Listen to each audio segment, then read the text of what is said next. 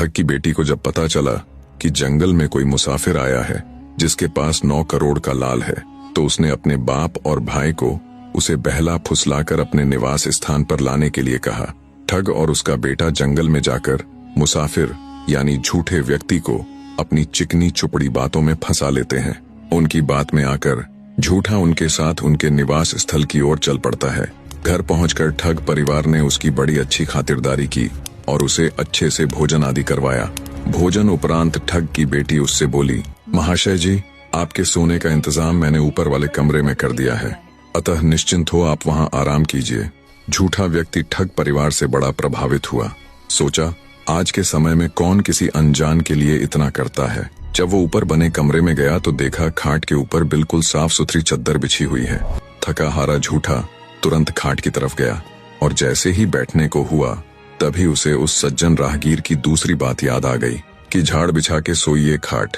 झूठे ने सोचा, इतनी साफ सुथरी चद्दर बिछी हुई है, क्यों झाड़ना इसे, इसमें भला क्या दिक्कत हो सकती है। पर फिर सोचा, नहीं, मैंने इस बात के लिए पूरे 100 रुपए चुकाए हैं, आजमाना तो चाहिए। इसी सोच के साथ आगे बढ़कर जैसे ही उसने खाट के ऊपर बिछी उस चद्दर को तेजी से झड़काया तो उसकी आंखें फटी की फटी रह गईं। दरअसल वो चादर एक कच्चे सूत के ऊपर बिछाई गई थी जिसके नीचे दहकते लाल अंगारों से भरा हुआ एक कुआं था। ये सब देख झूठे के पैरों नीचे से जमीन खिसक गई। वो माथा पकड़कर वहीं एक कोने में बैठ गया। उसके दिल की धड़कन तेजी के साथ धड़क रही थी। उसने पहली बार मृत्यु को इतने करीब से देखा था। सोचा, साले सब के सब ढोंगी है, इतनी आवभगत, इतना मान सम्मान, सब झूठा था। जिन लोगों को वो धर्मात्मा समझ बैठा था वो तो उस कसाई के समान निकले जो बकरे को हलाल करने से पहले उसे अच्छे से पेट भर चारा खिलाता है। भला हो उस सज्जन राहगीर का जिसकी दूसरी बात भी काम आ गई, वरना आज जान से हाथ धोना पड़ता। कुछ देर बाद ठग की बेटी ये सोचते हुए ऊपर आई कि अब तक तो पथिक का काम तमाम हो चुका होगा, पर वो जैसे ही कमरे के अंदर आई तो कोने में माथा पकड़कर बैठे पथिक को बिल्कुल सही सलामत देख उसके पैरों नीचे से जमीन खिसक गई।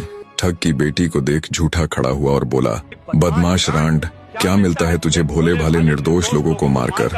ठग की बेटी ढीठता से बोली, हमारा तो यही व्यवसाय है, इसी के सहारे मेरा परिवार चलता है।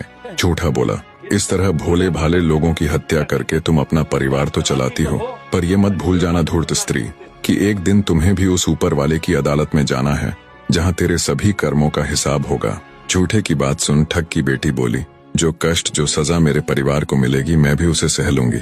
झूठा यानी चंद्र हंसता हुआ बोला, अरे डायन स्त्री,